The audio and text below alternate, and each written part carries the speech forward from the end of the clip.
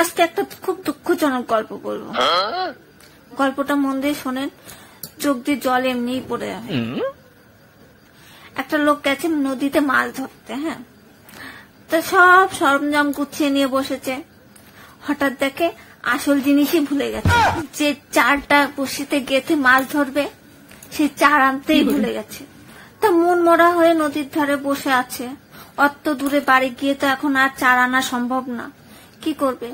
হঠাৎ দেখে ঝোপের মধ্যে একটা সাপ পোকা নিয়ে যাচ্ছে তার বাসার দিকে। তখন লোকটি সাপটিকে খপ করে ধরে মুখের থেকে একরকম জোর করে পোকাটা ছিনিয়ে নিল। ওইটা দিয়ে চার বানিয়ে মাছ ধরছে। পরক্ষণে লোকটার মনে হলো যে তাই তো, সাপটার মুখের থেকে গ্রাস কেড়ে নিলাম, ওর তো আর খাওয়ার কিছু থাকে না।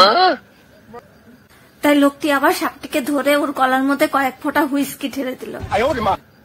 এই ভেবে যে নেশার ঘোরে সাপটি অন্তত পোকা খাওয়ার দুঃখটা ভুলে থাকতে পারে। এবার লোকটি আবার মন দিয়ে মাছ ধরতে শুরু করলো। কিছুক্ষণ পরে তার মনে হলো তার গোড়ালির কাছে প্যান্ট ধরে কেউ ধীরে ধীরে টানছে। নিজের পায়ের দিকে তাকাতেই লোকটি সেই সাপটিকে দেখতে পায়। দেখে তার মুখে আরো 3-4টে পোকা নিয়ে লোকটির দিকে আশা ভরা চোখে তাকিয়ে আছে। আহারে, সাপটির হুইস্কির নেশা লেগে গেছে।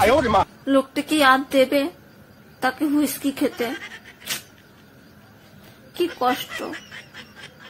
একবার যদি নেশা লাগে যেভাবেই হোক জোগাড় করা লাগবেই, মানুষই হোক আর জন্তু জানোয়ারই হোক।